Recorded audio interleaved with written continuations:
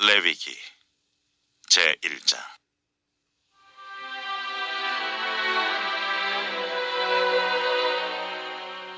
여호와께서 회막에서 모세를 부르시고 그에게 말씀하여 이르시되, 이스라엘 자손에게 말하여 이르라.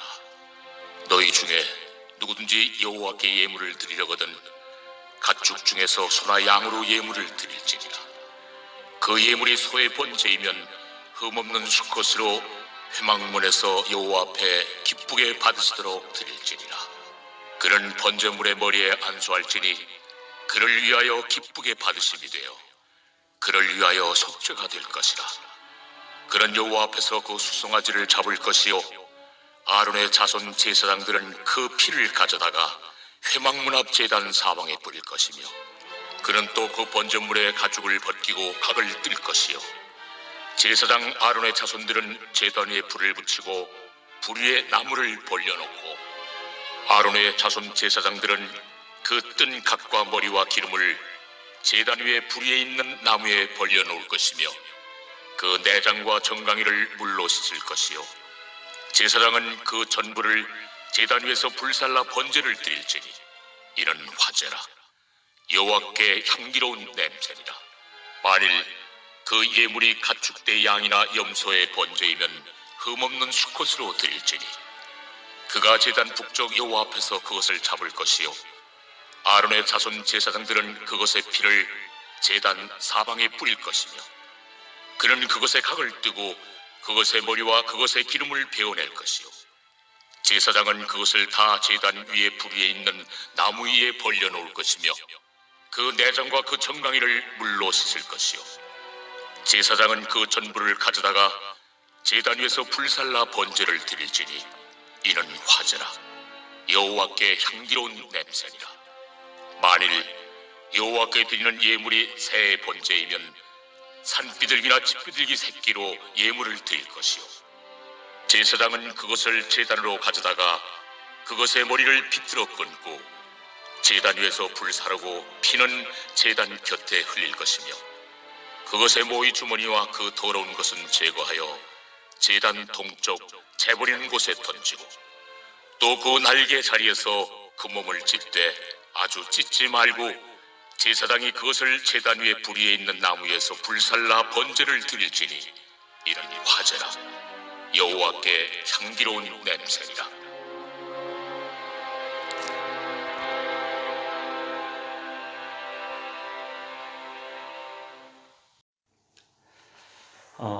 오늘부터 레위기의 말씀이 이제 시작이 됩니다.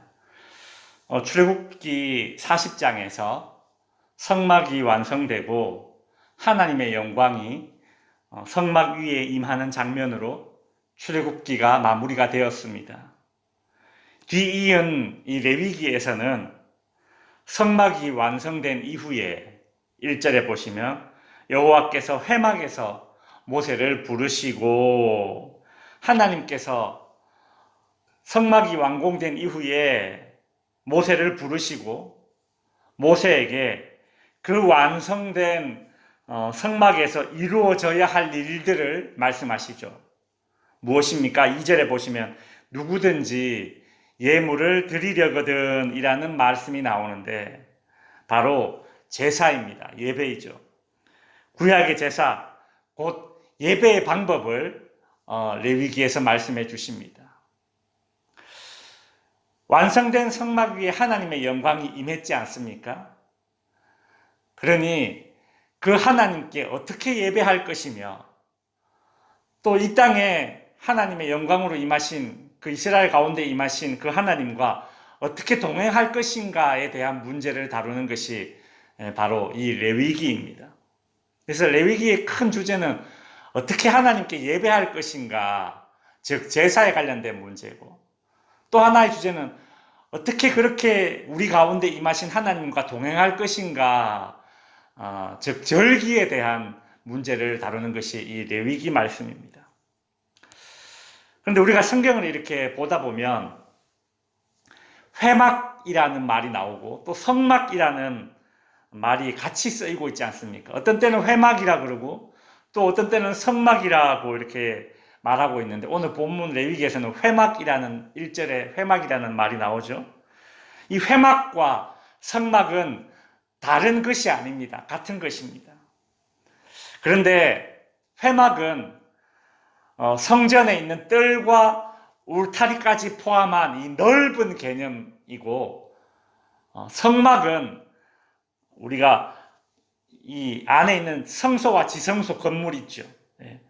이 부분, 성소 부분을 가리키는 좁은 개념으로 보면 될 것입니다. 그래서 회막이나 성막이나 같은 것이다 라고 알고 우리가 이 출애굽기, 레위기 이런 말씀들을 읽으면 됩니다. 오늘 본문 레위기 1장에서 제사 중에 특별히 번제라는 제사를 언급하고 있습니다. 번제는 불로 태워서 올려드리는 제사라는 뜻이죠. 그래서 속죄함을 받기 위한 제사입니다. 죄사함을 받기 위한 제사가 바로 이 번제입니다. 어떤 제물을 드리든 소나 양이나 염소나 어떤 제물, 비새나 이렇게 드릴 수 있는데 다 태워서 드려야 됩니다. 소나 양이나 염소나 이 가죽 껍질이 나오지 않습니까? 이 껍질만 제사장의 몫으로 드리고 고기, 내장, 고기에 붙어있는 지방 전부 다 태워서 하나님께 드린다라고 해서 이것이 번제입니다. 레위기는 제사법이 나오기 때문에 제사를 담당하는 제사장이나 오늘 본문에 레위기 이렇게 제목이 붙어 있으니까 마치 그 제사를 돕는 레위인들 그들에게 주신 말씀으로만 생각하기 쉽습니다. 그러나 제사 즉 예배를 드리는 이스라엘 모든 백성을 대상으로 하신 말씀이 바로 이 레위기입니다. 2절에 보시면 이스라엘 자손에게 이르라 라고 하지 않습니까? 이것은 제사장이나 레위인들에게만 주신 말씀이 아니라 예배를 드려야 하는 모든 이스라엘 백성들, 하나님의 백성들에게 주신 말씀이라고 분명히 언급하고 있습니다. 하나님의 백성된 이스라엘 사람들뿐만이 아니라 출애굽할 때에 그 이스라엘 사람들을 따라 나온 이방인들이 있었죠. 애굽 사람들이나 이런 이방인들도 자신들이 예배를 드리려면 번제를 언제든지 드릴 수 있습니다. 뿐만이 아니라 그 당시에 차별받던 여성들도 이 번제는 하나님께 드릴 수 있습니다. 예물을 드리는 사람의 경제적인 형편이 있을 것이고 또 사회적인 지위는 차이가 있겠지만 차별은 없습니다. 누구든지 하나님께 나와서 예배 드릴 수 있는 것이 바로 이 레위기 1장에 나오는 번제라는 제사입니다. 하나님은 특별히 이 번제를 드릴 때에 백성들의 개개인의 경제적인 수준을 감안해서 누구든지 제사 드릴 수 있도록 다양한 제물을 바칠 수 있도록 허락해 주셨습니다. 오늘 본문 3절에서 9절까지를 보시면 소를 제물로 드리는 것이 언급되고 있습니다. 그리고 10절에서 13절까지는 양이나 염소를 번제로 드리는 것이 언급되고 있죠.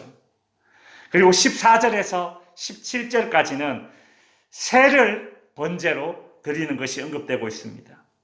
하나님은 가난한 자들을 위해서도 비둘기를 제물로 바칠 수 있도록 번제로 드릴 수 있도록 그렇게 다양한 제물들을 허락해 주신 것이죠.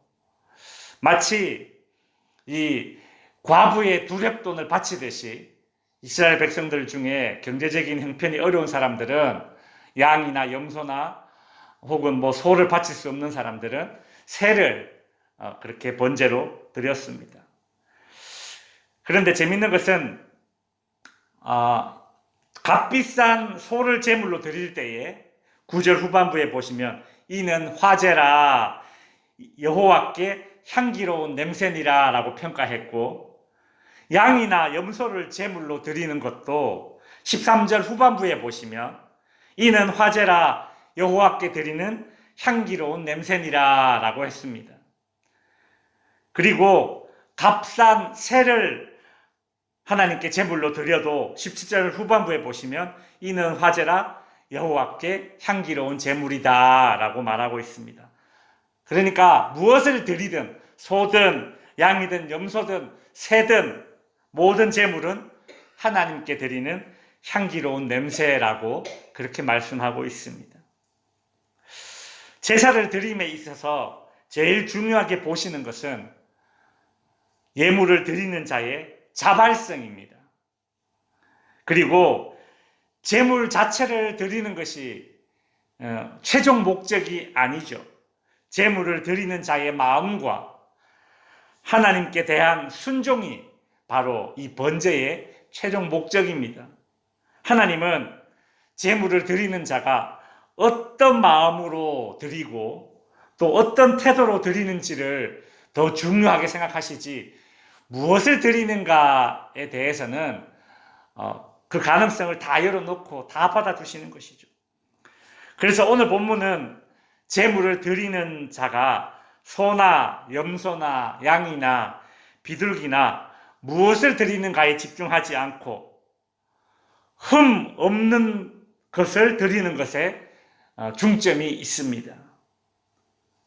이스라엘 백성들은 자신들의 경제적 형편에 따라서 하나님께 번제를 드리되 단 하나의 조건이 있다면 흠 없는 것을 드려야 되는 조건이 있습니다. 이스라엘 백성들은 흠 없는 제물을 드림으로써 하나님께 대한 제사 드리는 자의 마음이 반영될 수 있도록 하신 것이죠. 아무 것이나 드릴 수 있다고 해서 흠 있는 것을 드릴 수는 없습니다. 흠 없는 것을 드린다라는 것은 제물을 드리는 자, 예배를 드리는 자의 그 마음 상태가 반영되는 것입니다. 요즘 아직까지 저희 아버지는 아직까지 그렇게 하세요. 어디서 배웠는지는 모르겠지만 하나님 앞에 헌금을 드릴 때에 1,000원짜리 하나라도 집에서 다리미로 이렇게 다 데려서 그렇게 헌금을 드립니다. 그거죠. 무엇을 드리는가가 문제가 아니라 그 제물을 드리는 자의 그 마음을 담는 것이죠. 말씀을 정리하겠습니다. 누구든지 여호와께 제물을 드리려거든 흠없는 것을 드린다면 그것은 여호와께 향기로운 냄새가 되는 것입니다. 이것이 회막에서 성막에서 제물을 드리는 구약의 이스라엘 백성들에게 주어진 은혜입니다. 무엇이든지 드려라. 네 수준에 맞게 드려라. 그러나 흠없는 것을 드린다면 그것이 하나님께서 받으시는 향기로운 냄새가 될 것이다. 오늘 교회에서 예배를 드리는 신약의 우리들은 흠없는 어린 양 예수 그리스도의 구속의 은혜를 덧입어서 하나님 앞에 나아갈 수 있게 되었으며 하나님의 백성이 되는 은혜를 입었다는 것을 우리는 꼭 기억해야 합니다. 하여 우리의 모든 예배가 감사의 예배가 되고 그리고 영혼의 이 기쁨의 예배가 되어서 하나님께 향기로운 냄새로 드려지는 그런 예배가 될 수 있기를 주님의 이름으로 축원드립니다.